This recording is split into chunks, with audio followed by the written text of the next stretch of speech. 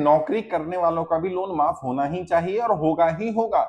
मैंने बार बार कहा है, अगर कोई व्यक्ति सरकार की गलत नीतियों के कारण कर्जे की दलदल में फंसा, अगर नौकरी करता था या व्यापार करता था, ये मायने नहीं रखता है। अगर वो नौकरी भी करता था और उसकी नौकरी छूट गई, मान लीजिए जीएसटी के बाद उसकी नौकरी छूट गई, जिस कंपनी में काम करता था वो कंपनी बंद हो गई, लॉकडाउन के कारण उसका व्यापार बंद हो गया, या जहां पर काम करता था वहां का व्यापार बंद हुआ और वो व्यक्ति वहां नौकरी करता था, उसकी नौकरी छूट जाती है, तो नौकरी वालों के ऊपर जो कर्जा है उसका क्या होगा? अगर केवल व्यापारियों का कर्जा माफ होगा तो ऐसा नहीं है, व्यापारियों का भी कर्जा माफ होगा, नौकरी करने वालों का भी कर्जा माफ होगा। अभी एक साथी ने कहा कि सर मैं तो सरकारी नौकरी में हूं, सरकार मुझे कहेगी कि आपकी तो सैलरी टाइम पर आती रही थी, आपको तो पैसा मिलता रहा था, आपका लोन क्यों माफ होना चाहिए? मैंने कहा है ना, अगर सरकार की किसी गलत नीति के कारण आप कर्जे की दलदल में फंसे, मान लीजिए आपकी कमाई कम थी और खर्चे ज्यादा थे, मान लीजिए महंगाई के कारण, आप बच्चों की शिक्षा के कारण आपने लोन ले लिया, एजुकेशन लोन ले लिया, और आपकी सैलरी उस हिसाब से बढ़ नहीं पाई है और आप किस्त नहीं दे पा रहे हैं, या आपने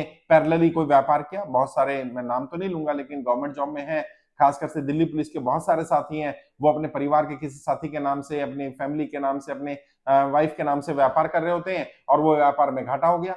अब वो कहते हैं क्योंकि मैं तो नौकरी करता हूं तो मेरा तो लोन माफ नहीं होगा। तो आपका लोन माफ अगर सरकार नहीं भी करती है, सरकार ऑब्जेक्शन भी लगाती है, तो आपने व्यापार तो अपनी फैमिली के नाम से किया है, तो जिसके नाम से व्यापार किया उसके नाम से आप फॉर्म भरिए। फॉर्म ना भरना कोई सोल्यूशन नहीं है। और सरकार में जो वर्तमान सरकार बैठी है उसमें जो लोग बैठे हैं उनसे रिक्वेस्ट की जाएगी कि जब आप बड़े बड़े व्यापारियों का, बड़े बड़े उद्योगपतियों का लोन माफ कर रहे हैं, तो नौकरी वाले के ऊपर कितना लोन होगा? ज्यादातर जो जॉब करते हैं उनके ऊपर लोन किस चीज का है? क्रेडिट कार्ड का लोन है, पर्सनल लोन है, या बच्चों की पढ़ाई के लिए लोन ले लिया है और वो लोन नहीं चुका पा रहे क्योंकि महंगाई इतनी ज्यादा है, सैलरी लिमिटेड है, या तो सैलरी उस हिसाब से उस अनुपात में बढ़ाई जाए। बच्चों की शादी करने के लिए लोन ले लिया गया, रिश्तेदार से ले लिया गया, जानकार से ले लिया गया, क्रेडिट कार्ड से ले लिया, सोसाइटी से ले लिया गया।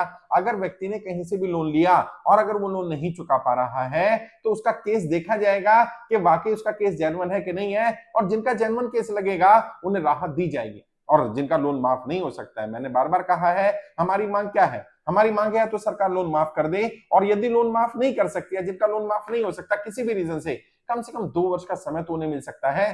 तो ऐसे लोग जो नौकरी करते हैं, अगर सरकार को फिर भी लगता है कि इनका लोन माफ नहीं हो सकता या उस कैटेगरी में नहीं आता है, तो क्या 2 वर्ष का समय नहीं दिया जा सकता? क्या 2 वर्ष का इंटरेस्ट फ्री पीरियड नहीं दिया जा सकता? क्या कोई इंटरेस्ट नहीं लगा, कोई सरचार्ज नहीं लगा, कोई पेनल्टी नहीं लगेगी? 2 साल बाद से आप अपनी किस्त दे दीजिएगा, 2 साल में व्यक्ति अपनी कुछ व्यवस्था कर लेगा, थोड़ा बहुत पैसा बचा लेगा, अपनी सैलरी में से कुछ बचा लेगा, कुछ सैलरी बढ़ जाएगी 2 साल के अंदर अंदर। कम से कम उसे सपोर्ट मिलनी चाहिए, राहत मिलनी चाहिए। तो मैं बार बार यही कहता हूं, फॉर्म भर दीजिए, फॉर्म भरने में कोई नुकसान नहीं है। और जैसा बताया, अभियान पूरी तरह से निःशुल्क है। बहुत सारे गवर्नमेंट जॉब वालों ने, बहुत सारे प्राइवेट नौकरी करने वालों ने फॉर्म भरे हैं और उन्होंने खुद एडमिट किया है कि सर हमारा सरकार की गलत नीति के कारण हमारा नौकरी में दिक्कत आई है, या हमारी अब वो सैलरी नहीं रही है जो सैलरी पहले हुआ करती थी। एक व्यक्ति है, मैं नाम नहीं लूंगा, बड़ी एमएनसी कंपनी में काम करते थे, 1 करोड़ रुपए सालाना का पैकेज था, और आज सोचिए वो 5 लाख रुपए सालाना पे काम कर रहा है वो व्यक्ति, तो उसको तो 95 लाख का नुकसान हो गया ना सरकार की गलत नीति के कारण।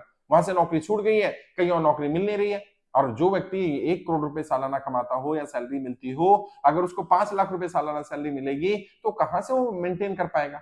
क्योंकि जितनी कमाई होती है, जिस हिसाब से सैलरी आ रही होती है, उस हिसाब से उसके खर्चे भी होते हैं, उस हिसाब से बाकी चीजें मैनेज हो रही होती है, और जब सैलरी कम हो जाएगी तो बाकी चीजें कैसे मैनेज करेगा? उनको राहत मिलनी चाहिए, सरकार को उन्हें सपोर्ट करना ही पड़ेगा, और कोई सरकार के पास विकल्प नहीं है।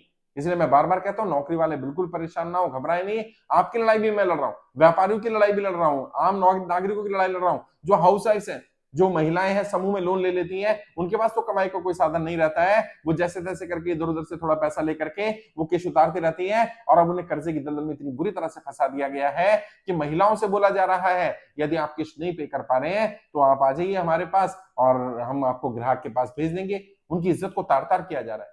इस सबको रोकना पड़ेगा और खुल करके बोलना पड़ेगा, सामने आना पड़ेगा। डरने से, घबराने से काम नहीं चलेगा। मेरी तो सरकारी नौकरी है, मुझे तो रेगुलर सैलरी मिलती थी, या मेरी तो जॉब है, मेरा लोन कैसे माफ होगा, क्यों माफ करेगी सरकार? आप पहले ही नेगेटिव मान लेंगे तो सरकार पे कैसे कैसे दबाव बना पाएंगे भाई? आप बताइए ना, जेन्युइन रीजन बताइए, आपको सरकार से माफी क्यों चाहिए, और यदि आपका वाकई जेन्युइन रीजन लगा तो आपको सपोर्ट क्यों नहीं मिलना चाहिए? मैं समझता हूं मिलना चाहिए, मिलेगा ही मिलेगा। या तो वर्तमान सरकार कर्जा माफ करेगी, वरना नई सरकार ऐसे लेकर के आएंगे जो जनता कर्जा पहले माफ करेगी, और चाहे नौकरी करने वाला हो, व्यापार करने वाला हो, हाउसवाइफ हो, आम साधारण नागरिक हो, उन सबका केस टू केस देखा जाएगा। जिनका कर्जा माफ हो सकता होगा उनका माफ करवाया जाएगा, और जिनका कर्जा माफ नहीं हो सकता उन्हें कम से कम 2 वर्ष का समय दिलवाया जाएगा, ताकि वो कर्जे की दलदल से बाहर निकल सके।